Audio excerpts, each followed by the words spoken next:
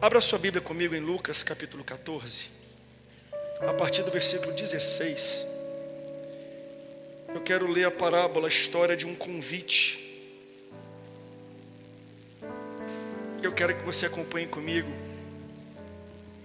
essa leitura.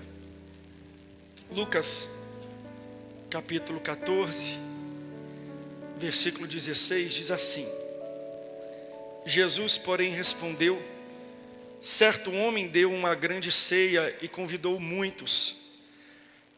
E na hora da ceia, da festa, ele enviou um servo para avisar aos convidados, que disse: venham, porque tudo já está preparado.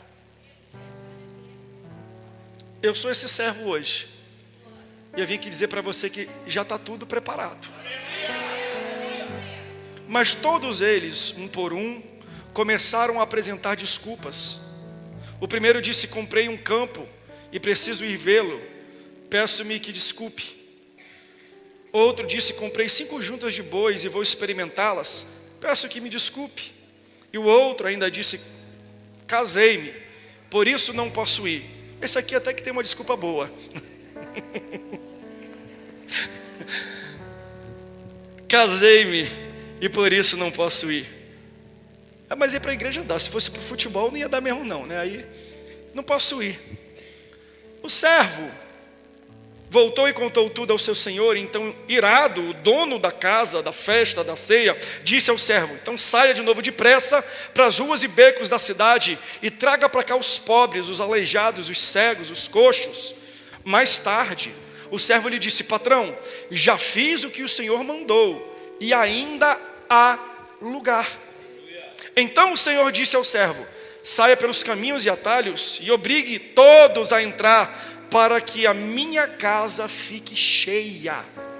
Porque digo a vocês que nenhum daqueles homens que foram convidados provará a minha ceia. Você está aqui hoje por causa de um convite. É verdade, pastor. O coordenador nos convidou, o meu pastor convidou, um amigo convidou, um familiar convidou. Não. Eles são apenas o servo que levam o convite daquele que realmente te convidou. Se você está aqui essa noite, é porque você recebeu o convite do dono desta casa. Porque essa noite é uma noite de festa. Já estou antecipando o resultado final do que vai acontecer aqui. Existe uma ceia, uma mesa de comunhão aqui neste lugar. Uma festa já começou. Eu não sei se você sentiu, desde a primeira oração foi dado início à festa. Quando você chegou aqui, já estava tudo preparado. Se você está aqui é porque você aceitou o convite do dono da festa.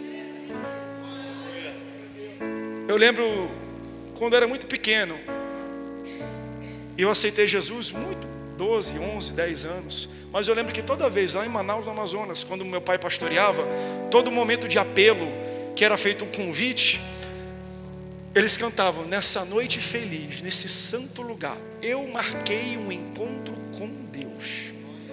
Deixa eu só mudar um pouco, porque foi Deus que marcou um encontro com você. E Ele te enviou um convite. Alguém chegou até você e falou assim: vai ter culto, você quer ir para o culto? Ele é apenas o servo. Deus marcou um encontro com você aqui nesta noite. Vamos cantar isso? Vamos cantar esse corinho? Essa noite feliz. Prepare o seu coração enquanto você canta isso. O lugar eu marquei. Acelera. Um encontro com Deus. Seu amor é real, sua paz nos darei.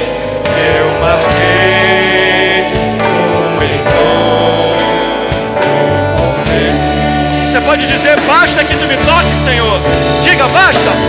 Basta que me toques, Senhor.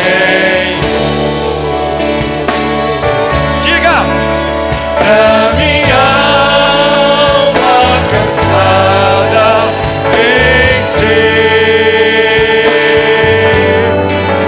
Se a noite escurecer, sua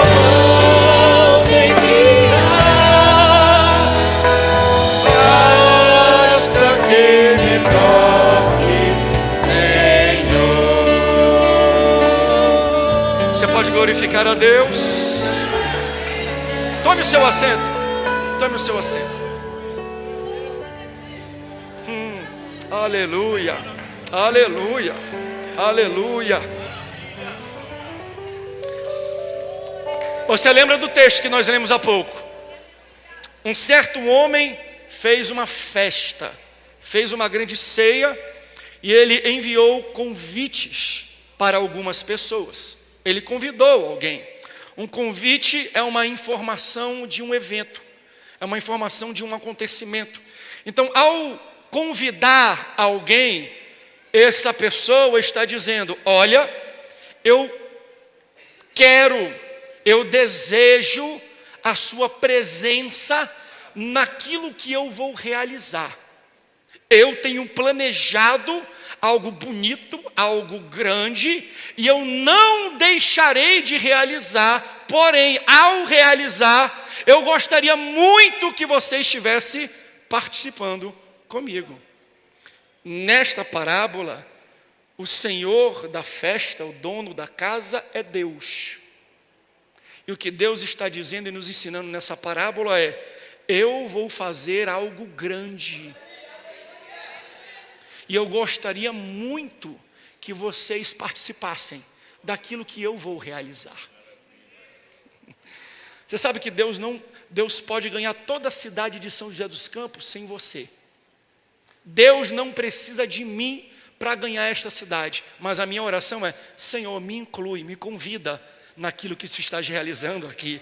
Deus não precisa das minhas pregações, das minhas mensagens para ganhar e para convencer ninguém, mas a minha oração é: Senhor, eu sei que tu tem algo grande para fazer aqui nessa cidade, aqui nessa igreja, então por favor, me inclua naquilo que tu estás realizando. Por isso existe um convite é um prenúncio de algo que vai acontecer, é Deus falando: vou fazer algo grande e especial. É por isso que eu estou antecipando o convite. Mas se você perceber, no mesmo convite que diz: eu gostaria muito da sua presença, existe algo chamado data e hora. Ou seja, eu não vou atrasar a data e nem a hora. Se você quiser participar, venha, porque contigo ou sentigo, comigo ou semigo, eu vou fazer aquilo que eu estou planejando. Então, meu amigo, independente, entenda, você é especial para Deus, mas não é insubstituível. Se você for, ou se você não for, Deus continuará realizando aquilo que Ele tem projetado. Então Deus está falando: eu quero a tua participação, eu quero te incluir, eu quero ver você naquilo que eu estou realizando, mas com você ou sem você, tenha certeza que existe data certa, hora certa para acontecer. E o texto fala, ele marca uma ceia. Ceia é jantar. A gente fala aqui: vou ceiar qualquer maneira. Ceia para essa época é a hora da janta, não é um almoço. Então é à noite, um bom momento de você marcar qualquer evento. Porque durante o dia e à tarde está todo mundo ocupado, está todo mundo trabalhando, está todo mundo com os afazeres, está todo mundo estudando. Então, se você vai marcar um encontro, uma festa, uma realização, um evento, não existe momento melhor do que ceia. Então, o dono da festa, o dono da ceia, ele sabe muito bem qual é o melhor horário para realizar aquilo que ele tem para realizar. Então, quando ele te chamou, te enviou um convite, pode ter certeza, foi na hora certa. Não, mas chegou, eu estou num momento tão complexo, eu estou desempregado. É a hora certa então. Mas eu acabei de ser promovido, então é a hora certa. Mas o meu carro acabou de quebrar, é a hora certa. Mas eu acabei de comprar um carro novo, é a hora certa. Mas eu estou me sentindo um pouco adoentado, então esta é a hora certa. Pastor, eu nunca me senti tão bem na vida, esta é a hora certa. O dono da ceia não erra no horário, no momento e na pessoa a quem ele entrega um convite. Ele está certo, no momento dele, na hora dele, no local dele, e para a pessoa, ele sempre acerta. Por que isso é interessante? Porque chegou, o texto nos fala, que chegou o dia da festa, o dia do evento, o dia do acontecimento. Então, o mesmo servo que levou os convites para essas pessoas, retorna para os mesmos locais de quem foi convidado e falou assim, ó, ele mandou o convite para te lembrar. Ele antecipou o convite para você guardar a data, mas hoje eu venho não apenas dizer que ele mandou um convite para anunciar que já está preparada a festa e vai acontecer hoje. Então ele não apenas convida, mas ele te lembra o dia da festa. Ele avisa para você.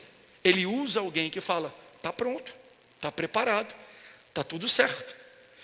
Você já percebeu que quando você vai numa festa, e às vezes é de família, às vezes é de amigo, às vezes é da igreja, é muito perceptível uma festa que está pronta e uma festa que ainda não está pronta.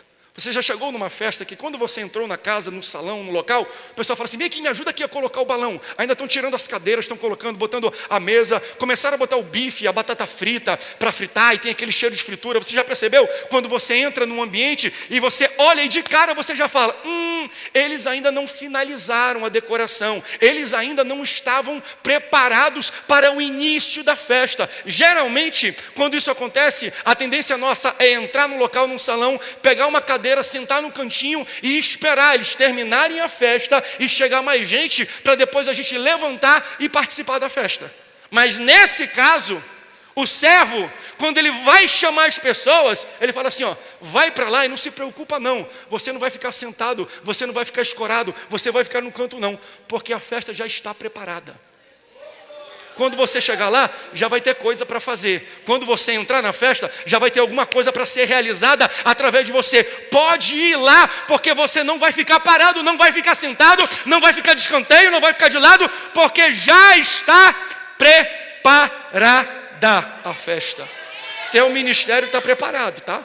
Tá, a igreja está preparada, aquele sonho já está preparado, aquele projeto está preparado. Eu sou um servo de Deus hoje para falar para você e dizer, se Ele te chamou um dia, se Ele deu um convite dizendo que vai realizar, Ele me colocou hoje aqui para lembrar, chegou a hora, chegou a data e já está preparado. Alguém pode dar um glória a Deus por isso? Aleluia. O servo vai pelas ruas, pelas estradas e pergunta, olha, está preparado, está preparado, está preparado. Ele mandou o convite, está preparado. E um por um, todas as pessoas que foram convidadas deram a mesma resposta. Resposta é, não dá. Cada um deles inventou uma desculpa, não posso, vai ser impossível. De um por um as pessoas foram desistindo. Fala para a pessoa do teu lado, não seja daqueles que desistem. Não desiste não, não desiste do convite não, não desiste. Sabe por quê? E aqui eu tenho pastores e líderes, sabem muito bem o que eu vou falar. Tem gente que desiste e se vangloria da desistência, como se fosse algo maravilhoso. Tem gente que fala assim, ó, pastor, eu não vou na igreja não. Por quê? Pastor, porque eu entendo muito bem, cresci, entendo como é que é a igreja, e de que adianta estar na igreja e com a vida torta? Então eu acho melhor nem ir para a igreja. Meu filho, então conserta a vida e vai para a igreja. Já percebeu? Ele se vangloria no erro. Então já que eu não suporto gente hipócrita, pastor, gente com vida torta que está na igreja, então eu nem vou para a igreja. Deixa eu te propor uma outra sinalização. Que tal tu endireitar a tua vida torta e tu vir para a igreja, ao invés de ficar com a vida torta fora da igreja? Sabe aquelas pessoas que você chega assim e você chama e bota para cá e convida? Quantas vezes eu não recebi líderes aqui, falou, pastor, o pastor me convidou, a coordenação me convidou, mas pastor, sabe qual foi a minha resposta quando o meu pastor, o meu coordenador, o meu superior me convidou para eu poder estar dirigindo e liderando aquela missão, aquele departamento? Eu disse para ele que não, porque se fosse fazer meia boca, se fosse para fazer mal feito, eu prefiro nem fazer. Aí sabe qual é a minha resposta? Então, querido, aceita e faz boca cheia. Se for para fazer meia boca, eu não faço. Mas tu acha que eu estou te convidando para fazer meia boca? Aceita e faz boca cheia, meu irmão. E faz um negócio completo, e faz um negócio 100%. Na igreja ninguém quer que você faça um negócio pela metade, não. Aceita o convite e quando você entrar, faça o seu melhor. Se o convite é para você, a vida está torta, está na hora de endireitar a tua vida e aceitar o convite, porque vai ter festa essa noite. Meu Deus, para de ficar inventando uma desculpa e ainda se vangloriar. Se não é assim, prefiro nem fazer. Então aceite e não faça assim. Faça melhor. Deus é melhor, né? Se for para estar casado e infeliz, eu prefiro não estar casado. Então fique casado e seja feliz. A gente sempre vai pelo caminho mais difícil, pelo caminho mais duro, pelo caminho que machuca, pelo caminho que deixa cicatrizes. O que o Senhor está querendo ministrar nessa noite é: eu tenho um convite, aceite ele, aceite. O que está te impedindo de aceitar o convite que está sendo estendido para você nessa noite? O que está impedindo de aceitar aquilo que Deus te chamou para fazer, aquela liderança, aquele sonho, aquele projeto, aquela entrega? Hoje Deus quer romper os ciclos de pessoas que ficam dando desculpas o resto da vida para aceitarem o convite, o chamado, o desígnio e o projeto de Deus para a sua vida. Seja daqueles que não desistem do convite que Deus tem. Porque quando chegou no primeiro convidado, vamos analisar as 3 pessoas e as 3 desculpas que foram dadas para não aceitar o convite do Senhor. O primeiro convidado disse: eu comprei um campo, por isso eu não posso ir. Mas, meu irmão, quando tu compra uma propriedade, um campo, tu fica feliz ou triste? E não vai dar, porque eu comprei um campo. Se é comigo, meu Deus do céu, nós acabamos de comprar esses 2 terrenos aqui de trás. Sabe, o que às vezes nós usamos como a nossa maior desculpa, na verdade pode se tornar o maior estímulo para realizar. Não é? Eu comprei um campo, por isso não posso aceitar o convite. Meu irmão, Deus abençoou a nossa igreja. Compramos 2 terrenos. Esse é o maior motivo que eu tenho para aceitar o mesmo convite e agradecer àquele que me concedeu estas coisas. Às vezes o que a gente usa como maior desculpa para não ir na casa do Senhor, na verdade é o maior estímulo. Não é? Deus me deu um apartamento, eu comprei uma casa, eu fui promovido, Deus me deu um carro, Deus me abençoou, Deus triplicou o meu salário. Será que tem alguém recebendo isso que eu estou falando aqui? Não.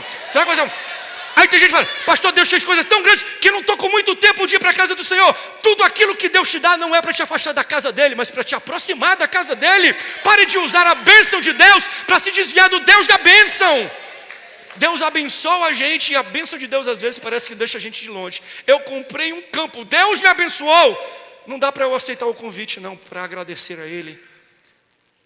Para pensar. A tua maior desculpa, na verdade, deveria ser o maior estímulo para você aceitar o convite e participar da ceia, da comunhão do Senhor na casa do Senhor.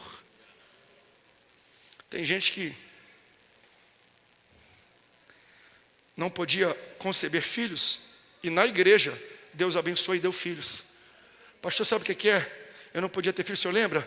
Fui abençoado, Deus abriu o meu ventre, agora eu estou grávida, então está um pouco complicado para ir para a igreja. Mas por quê? Pastor, eu fui promovido, pastor, agora eu sou supervisor. É trabalho muito pesado, pastor, então o meu tempo está corrido. Então está corrido para quê?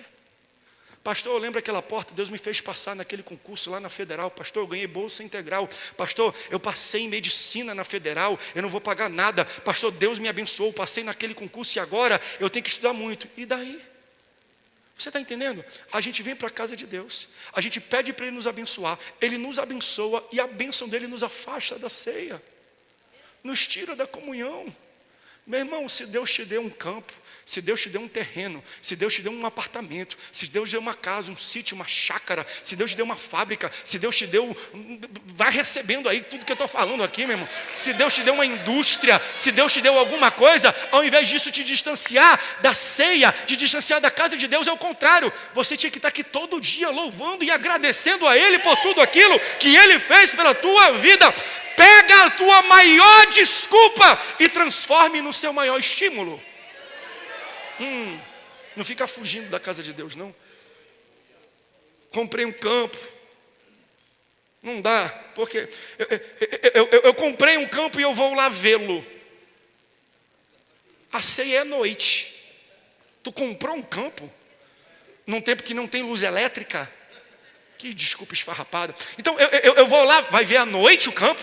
De duas uma, ou era uma desculpa muito esfarrapada, mas eu quero até acreditar no outro. É alguém que compra sem ter visto antes. Ele comprou, aí depois de comprar ele, rapaz, eu tenho que ir lá, por quê? Porque eu comprei um negócio, eu preciso ver o que eu comprei. E que horas que ele vai ver o que ele comprou? À noite, onde ele não consegue ver um palmo na frente do nariz dele. Quem foge do compromisso com o dono da casa se envolve em maus negócios, porque você perde a percepção e a sensibilidade dos detalhes. Você perde a visão dos detalhes. Tem muita gente que está colocando os negócios na frente do compromisso com Deus. Se você faz isso, você vai se meter em maus negócios. Porque você vai perder a sensibilidade, a percepção que o Espírito Santo vai te dar para você ver as coisas da maneira correta. Esse homem, ele compra e à noite que ele vai ver aquilo que ele comprou, nem tinha visto antes. Quando eu mudo as minhas prioridades e eu não aceito estar na ceia, na casa de Deus, no compromisso da presença dEle, eu começo a dar com a cabeça no muro. Eu faço maus negócios. Eu perco a minha visão dos detalhes. Não foi o que aconteceu com Jacó? Jacó desce de Betel, meu irmão, na unção, sapateando. Ele vem marchando na terra. Aí ele fala assim, vou me casar com Raquel. Olha que mulher maravilhosa e linda. Ele estava íntimo, assim com o Senhor. Aí Jacó fica longe de Deus e perto de Labão. E aí na hora de casar, pensando que ia casar com Raquel, ele casa com Lia. Entende? Quando a gente se distancia de Deus, a gente perde a sensibilidade e a visão dos detalhes. Ei, não deixe as coisas boas que Deus te fez te afastar de Deus, não. Senão você vai começar a fazer coisas ruins. Se você está abençoado, se Deus está abrindo as portas, venha para cá e agradeça a Ele, para que Ele continue usando o Espírito dEle para te dar uma percepção e uma sensibilidade que olhos normais não conseguem ver. Porque você entende que para a gente comprar, a gente fazer bons negócios, a gente usa o que Deus nos deu, o que chamamos de sentidos. Eu tenho uma visão, eu tenho um olfato, eu tenho um tato, eu tenho um paladar. Tudo isso serve para eu tomar boas decisões. Sentidos servem para um corpo humano para tomada de decisão. Eu vou atravessar a rua, o meu olho fala, André, não atravessa que vem um ônibus. Se tu atravessar, tu vai morrer. Eu toco em algo quente, André, não toca, senão você vai se ferir, vai se queimar. Então, eu uso o ouvido para pegar conselhos, está bom o preço, não está? Me aconselhar com algum especialista da área de investimento de imóveis. Então, eu uso os meus sentidos para tomar boas decisões. Mas existem decisões que eu posso usar a visão, o olfato, a audição, o tato, tudo, e eu não vou ter informações e dados necessários para tomar essa decisão. E aí, o que eu faço? Quando os meus sentidos não me dão informações necessárias para eu tomar uma decisão? Busque o dono da ceia e o dono da casa, porque tem algo que ele chama de Espírito Santo para te aconselhar.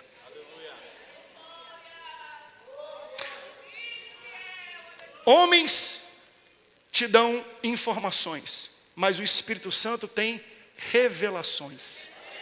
O que é isso? É o que está escrito na Bíblia. Aquilo que o olho não viu, aquilo que o ouvido ainda não ouviu, aquilo que ainda nem subiu no coração do homem, é o que Deus tem preparado para os seus. E Ele revela para a igreja através do seu Santo Espírito. Existem decisões na sua vida que você não vai tomar se você não tiver revelação da parte do Senhor. Por isso, começa a priorizar um pouco a casa de Deus, porque você vai começar a tomar melhores decisões. Para de deixar de vir para a casa do Senhor para querer fazer negócio, se Ele vai te dar sensibilidade e visão para você fazer os melhores negócios. O dono da casa te deu revelação para guiar você no caminho e na vontade que Ele tem. Então, quanto maior e melhor o negócio, mais próximo e íntimo de Deus eu preciso estar. O segundo falou assim, eu comprei 5 bois. É isso que o texto diz, não? Não, foi 5 não. Foram 5 juntas de bois. Grana, esse cara tem grana. Ele não comprou 5 juntas de bois.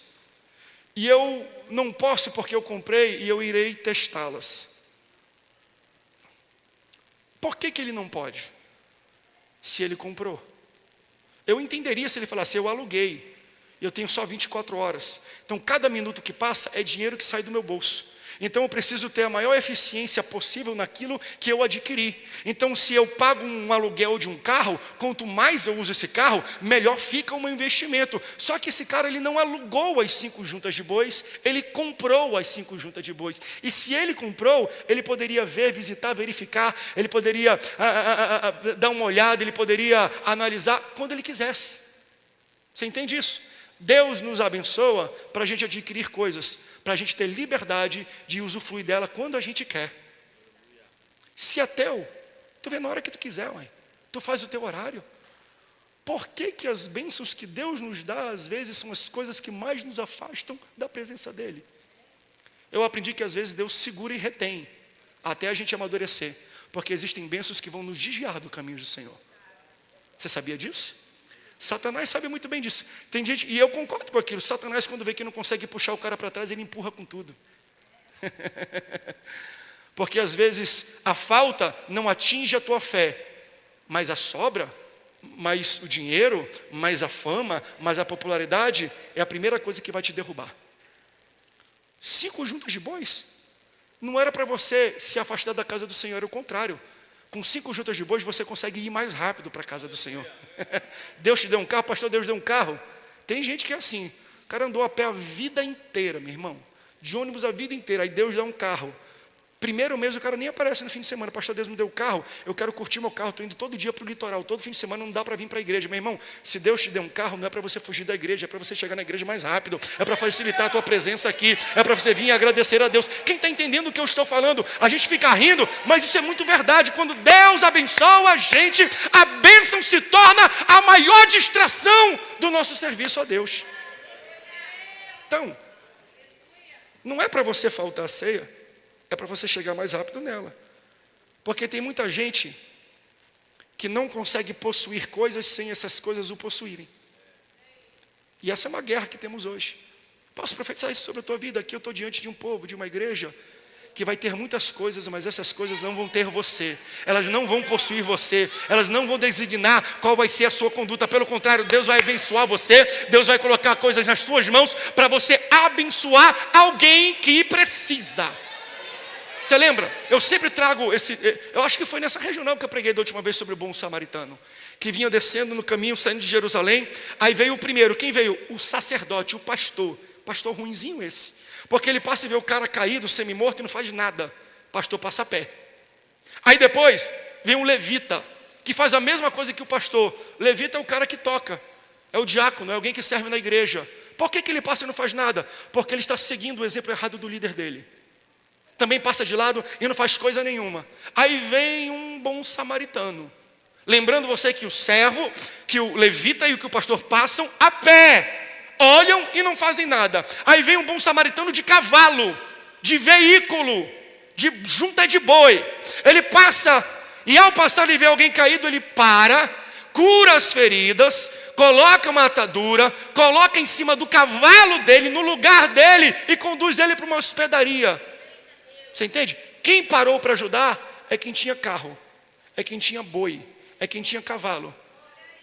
Porque Deus não te dá cavalo só para você montar. Deus te dá cavalo para você montar, mas para você carregar alguém que está precisando. Por isso que quem não passa não faz nada, não ajudou. Mas se Deus te deu, é para você fazer mais e não menos. Se Deus te deu, é para você estar mais na igreja, ao invés de estar menos na igreja. Se Deus te deu, é exatamente isso que vai ter que te aproximar mais da casa dele. Aleluia, aleluia, aleluia, aleluia. Então aprenda a possuir coisas sem as coisas possuírem o seu coração e a você. Que aí quando Deus olha isso, Ele fala, está preparado, eu vou derramar mais coisas, eu vou abençoar mais neles. Por quê? Porque para você, bênção de Deus Deus está me dando mais, mas no olhar de Deus, se você ajuda alguém e usa o boi, e usa o cavalo, e usa o que Ele deu para abençoar a obra, sabe qual é a visão de Deus? Bem, se com o que Ele tem Ele já ajuda, eu vou ampliar a capacidade de ajuda dEle. Se com um carro, se com um boi, se com um cavalo, ele já ajuda esse tanto de pessoas, se eu der 10, ele vai abençoar 10 vezes mais essas pessoas. Então a bênção de Deus, no olhar de Deus é isso. Como é que eu posso ampliar a capacidade dos meus filhos de ajudarem os outros? Será que você está ajudando e abençoando e servindo a casa de Deus com aquilo que Ele já colocou na tua mão? Porque pastor, como é que eu sei que eu estou preparado para receber mais? Baseado naquilo que você está fazendo com o que você tem hoje. Pastor, mas o que eu tenho é pequenininho, não interessa. Use o que você tem. Deus é profissional em usar coisas pequenas e tornar essas coisas grandes, né? Moisés, o que você tem para abrir esse mar? Eu só tenho um cajado. Aponta para o mar que ele vai abrir. Davi, o que você tem? Eu tenho aqui um estilingue e umas pedras. Vá lá que você vai derrubar gigantes. Viúva, o que você tem? Eu tenho um pouquinho de azeite na botija, um pouco de farinha na panela. Então, usa o que você tem e me abençoa, que nunca mais vai faltar azeite na tua casa e a farinha nunca vai acabar. É com o que você tem na sua mão. Hoje, que Deus vai julgar e vai dizer se Ele pode ou não pode ampliar a sua capacidade de ajuda.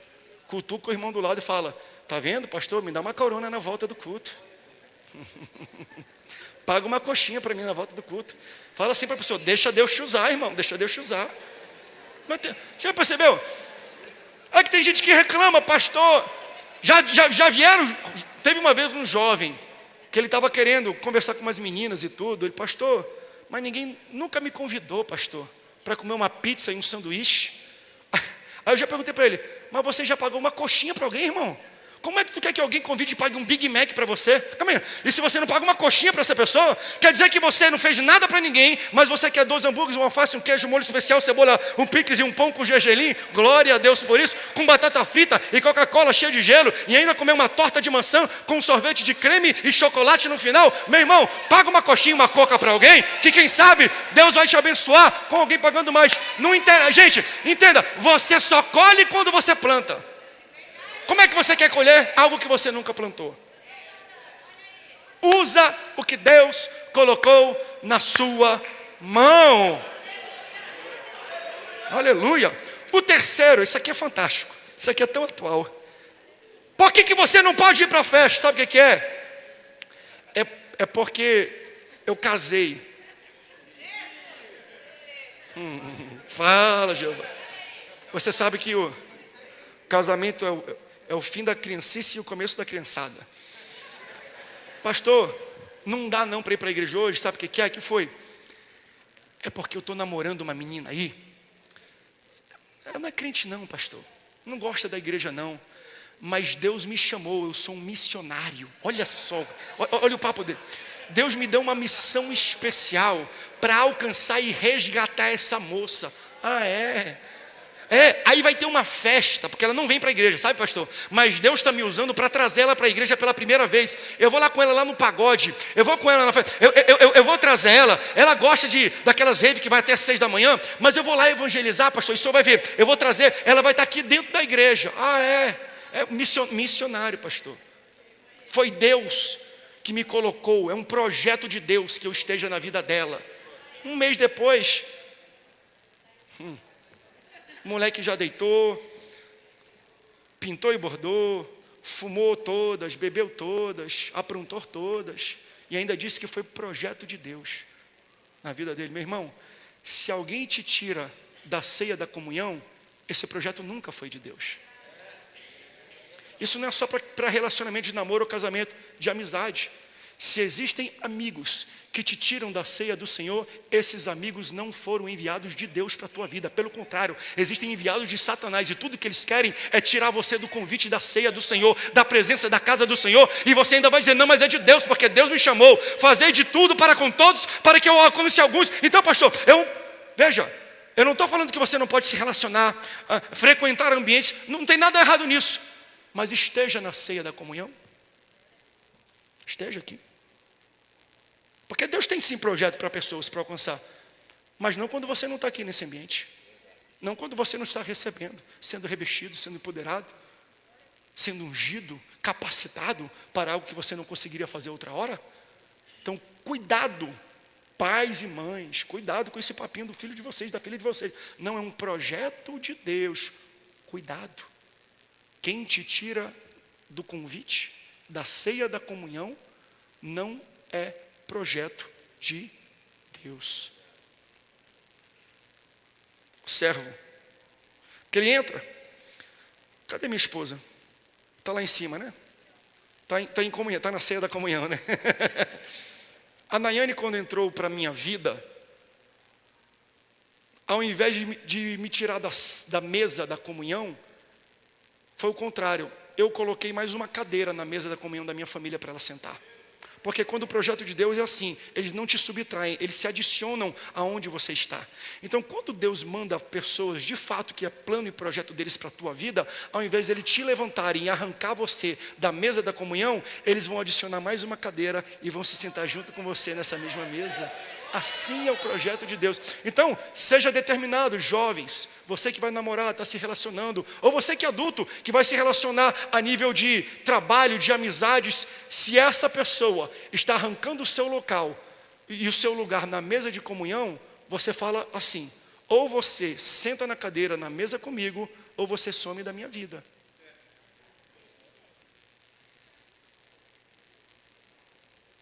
Não deixe que o diabo use pessoas para te arrancar da mesa da comunhão do Senhor. Porque ele vai realizar uma grande coisa e você precisa estar incluído naquilo que ele vai realizar. É uma grande festa que ele vai promover. O servo volta para contar isso. Ninguém aceitou o convite. E aí ele fala para o senhor dele: olha, ninguém quer, todo mundo inventou uma desculpa diferente. O senhor da festa, o dono da festa, fica irado, fica com raiva. Ele fala: faz o seguinte então, vai pelos valados, vai pelos becos, convida todo mundo. Isso aqui, ó, exegese, a aplicação desse texto é a rejeição dos judeus com o evangelho. Então o judeu não quer? Vai com o gentil. Vai para quem recebe. Se os crentes não querem ouvir, se os frequentadores de igreja não querem receber o que eu tenho, o meu convite, não precisa não. Sai andando por aí, meu irmão, e sai convidando todas as pessoas. Eu lembro, uma coisa para mim foi uma das coisas mais lindas e marcantes que a nossa igreja fez. No último Natal, nós descemos aqui na comunidade Santa Cruz, aqui na frente, e a gente fez um Natal todo dia. A gente estendeu uma mesa de ponta a ponta naquela rua ali de baixo. A gente levou uma ceia de Natal e sobrou comida até dizer chega, refrigerante, sobremesa, picolé, pula-pula, e nós cadastramos todas as crianças que moram naquela comunidade. Foram quantas crianças, Glorinha, tu lembra? Quantas? 100 e blau, mais ou menos? 144, 180, quem dá mais? 109, 200, pronto. Mas 180, 140 e 180 pessoas catalogadas. Cada família adotou uma, duas ou três crianças. Aí eles pegaram a altura da criança, o tamanho do pé da criança, o tamanho da roupa da criança. Todas as famílias que adotaram uma dessas crianças compraram um tênis, uma calça, uma camiseta e um brinquedo. Ou seja, uma roupa nova de Natal e um presente de Natal. E a gente distribuiu um presente para todas as crianças dessa comunidade, 140 a 180 crianças. E botamos uma mesa onde todos nós sentamos juntos com essas pessoas. E nós tivemos um momento de ceia, um momento de mesa. Era tão bonito ver a verdade no olhar das pessoas, a gratidão no olhar dessas pessoas, o amor que eles tinham por aquele convite, por aquela ação. Quando eu li esse texto, eu lembrei daquilo. Eu falei: rapaz, se a gente convida os crentes e os membros e eles não vêm, Deus manda a gente ir pelas ruas e convidar todo mundo. E ir para todos, e chamar todos, e presentear todos, e apresentar o dono da ceia para todos. Chame os cegos, chame os mancos, chame os pedintes, chama todo mundo. E aí o servo chama, e depois dele chamar todo mundo para o local, ele volta para o Senhor e fala: eu chamei, vieram, mas ainda tem lugar disponível. Olha, então sai e chama todo mundo e obriga todo mundo, arranca todo mundo da rua, pedinte, drogado, prostituto, chama todo mundo que tiver e traz para cá, porque eu quero a minha casa cheia. Isso aqui é tão lindo, porque, entende?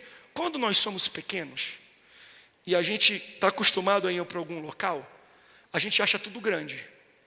Mas quando a gente cresce, à medida que a gente vai crescendo, aquilo que antes a gente via como grande se torna pequeno. Já percebeu isso numa casa, num local que você volta? Eu fui lá para o interior de Minas, faz 20 anos que eu não volto lá. Quando você volta, você fala: meu Deus, isso aqui parecia um estádio de futebol, 5x5, 6x6, não dá nem para correr direito, não dá nem para a gente dar um chute aqui, não dá nem para dar um toque de bola, porque quando a gente é pequeno, tudo é grande, mas quando a gente cresce, tudo se torna pequeno.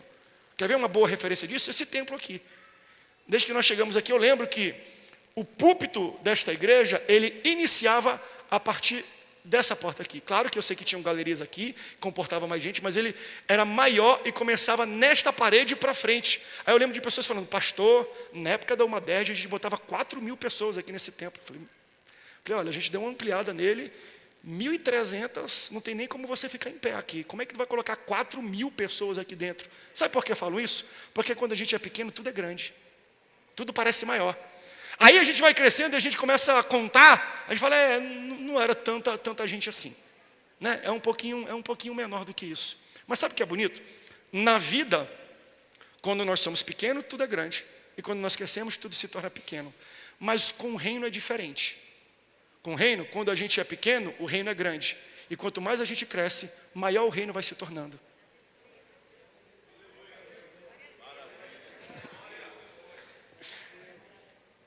O reino de Deus é muito maior do que você imagina. O reino de Deus cabe muito mais gente do que você imagina. O reino de Deus vai ter muito mais pessoas do que você julga ter. Eu lembro uma vez, lá em Belém do Pará, eu era pequeno, e eu estudava num colégio de missionários americanos. Minha mãe americana me colocou lá, e tinham vários americanos e filhos de pessoas de várias nacionalidades. Eu estudei uma vez na 4ª série lá, tinham 18 alunos de 18 nacionalidades totalmente diferentes. Eu era o único brasileiro. Era gente de Portugal, Ilhas Virgens, México, Coreia. Assim, foi uma experiência maravilhosa. Então você lidava com pessoas de várias culturas. Aí tinha um amigo meu, Eric Dearmore, filho de um americano, que morava um tempo lá, e eu convidei ele para ir no culto da nossa igreja, na igreja mãe. Falei, olha, vai ter um culto de domingo, vai lá, tu senta comigo. Quando chegar, tu manda uma mensagem para mim, ou você entra, eu vou estar aqui na cadeira tal, X tal, que tu entra, tu já senta do meu lado, e a gente assiste o culto junto. Ele, ok, fechado. Só que o Eric, ele vem de uma outra cultura, de uma outra cabeça. Naquela época era moda, aquelas calças que a gente chama calça de morto, não é? Uma calça larga, que começa aqui embaixo, que bota o cinto, fica metade da cueca para fora. Sabe como é que é aqueles rappers assim, com tênis desse tamanho? Aí ele apareceu com a calça metade caída, metade para cima, com um monte de brinco aqui, um monte de tatuagem, uma camisa de basquete, e ele tinha umas correntes e um monte de coisa, e ele apareceu lá na igreja, e era um dos meus melhores amigos no colégio. Aí eu estava sentado, aí o horário de chegar para começar o culto, chegou, ele nos sentou, 10 minutos passou, 15 minutos, 20 minutos, e eu vi que ele não mandou mensagem. Falei, será que aconteceu alguma coisa? Eu desci até a entrada da igreja, e tinha o irmão Ovelhinha, era o apelido dele, tinha cabelo branquinho, enroladinho, a gente chamava ele de irmão Ovelhinha. Ele sempre usava uma roupa lilás, toda lilás assim, e a gente chamava ele era um dos diáconos porteiros, assim, históricos da igreja, um homem muito zeloso, muito amoroso pela palavra, mas também um homem, às vezes, muito travado com algumas coisas. Porque quando o Eric chega vestido daquele jeito, ele fala assim, desse jeito você não pode entrar na igreja. Se você quer entrar, você tem que botar um terno, tem que botar uma gravata, você tem que se vestir melhor para entrar na presença, na casa de Deus. Aí quando eu cheguei, eu vi de longe, eu falei, meu Deus, o irmão Ovelhinha pegou o Eric. Aí eu cheguei lá, o Eric está ali, apontou para mim, André, ele não falava muito bem português, meio enrolado, tudo. Falei, irmão Ovelhinha, não te preocupa não, está comigo, tá bom? Então, pastor, não, está tudo certo, eu falo com o pastor Samuel depois. Aí eu peguei e subi aqui, e ele era tão desconfiado que ele subiu junto comigo, o irmão Ovelhinha. Aí a gente sentou aqui na cadeira, sentou eu e tal, aí o irmão Ovelhinha sentou do lado dele. Sabe aqueles caras olhando com cara feia e tudo? Respeita a minha história, respeita a minha história. Tem história nessa igreja. Aí começou o culto, mas sabe aquele culto que começa e você vê, rapaz, esse culto está abençoado, esse culto está diferente. Num dado momento da pregação, acabou a pregação, subiu o louvor, começou a cantar, foi uma glória. Caiu um poder, caiu um Pentecostes naquela igreja, que eu só sei que eu estava orando, eu estava chorando, eu fui aos prantos aos pés do Senhor. Quando eu olho para o lado, eu vi uma das cenas mais lindas da minha vida até hoje. Eu vi o meu amigo, cheio do poder de Deus, falando em língua estranha, abraçado com o irmão Ovelhinha, falando em língua estranha. Os dois pulando no mistério, tá entendendo? Um homem todo de terno lilás branco, todo posudo, um rapaz todo jogadão, todo largadão, todo de boa, cantando, gritando no poder, falando a mesma língua, do mesmo espírito, no mesmo ambiente e na mesma ceia. Por que eu estou dizendo isso? Porque o reino de Deus é maior do que a Assembleia de Deus.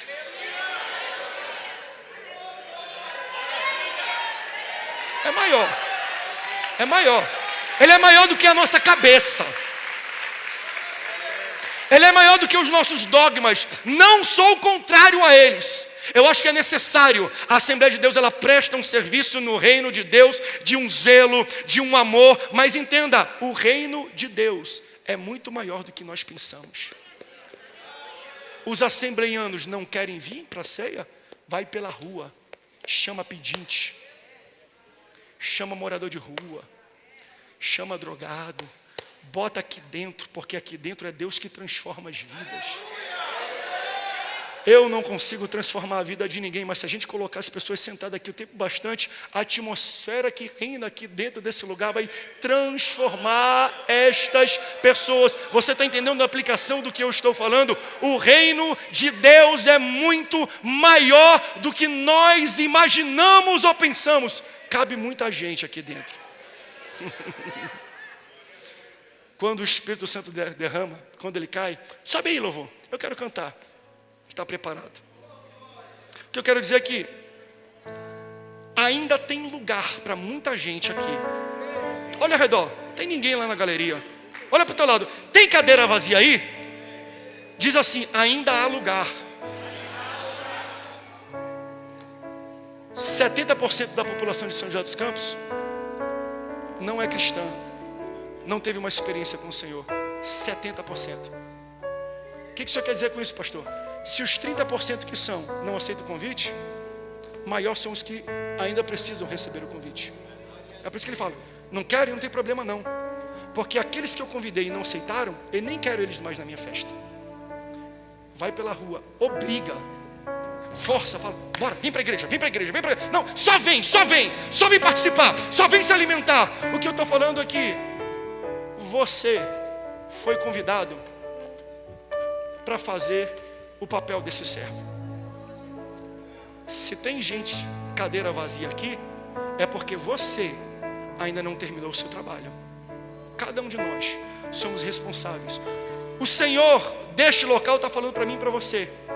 Por que você ainda não saiu e obrigou todo mundo lá fora, os teus vizinhos, as pessoas que você conhece, as pessoas que você estuda, as pessoas que você trabalha, o pessoal da tua família? Por que eles não estão aqui? Não, sai chamando eles. Enquanto houver cadeira vazia, você ainda não terminou o seu trabalho.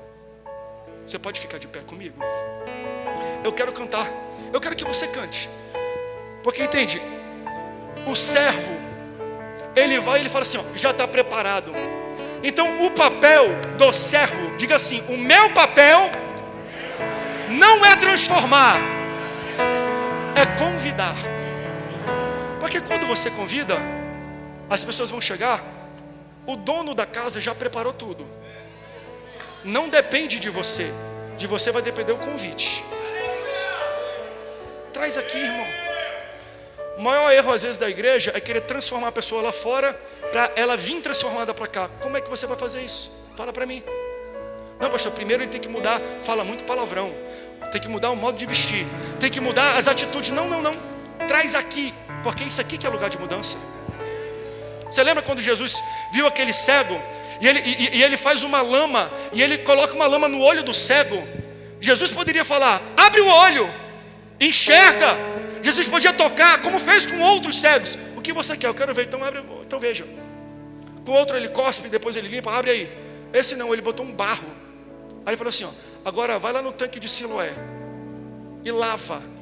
E só depois de você lavar com aquela água que você vai passar a ver.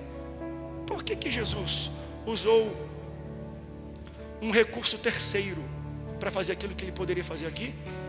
Porque ele quer te incluir naquilo que ele está realizando. Ele pode ou não pode curar? Pode, mas ele quis te incluir. Como assim, pastor? O tanque de Siloé hoje é a igreja. Então nós vamos terminar aquilo que Jesus começou na vida de alguém. Tem gente toda hora, todo dia entrando aqui na igreja com o olho cheio de lama, com a boca cheia de lama, com o ouvido cheio de lama, com os pensamentos cheios de lama. Mas vieram aqui porque Jesus mandou eles para cá. Porque a água que existe aqui vai limpar essa sujeira. E eles vão enxergar bem, eles vão ouvir bem, eles vão pensar bem, eles vão viver bem. Você está entendendo? Então, eles não vão se lavar lá fora, porque lá fora não tem água para limpar. Aí a gente quer impedir as pessoas de entrarem. Não, primeiro te lava para depois entrar. Não tem água, como é que eles vão se lavar lá fora? Primeiro entra, que aqui existe uma água que primeiro te lava por fora, mas depois entra por dentro e te transforma por dentro. Quem está entendendo o que eu estou falando? Já está preparado. convite. Vamos cantar? Tudo?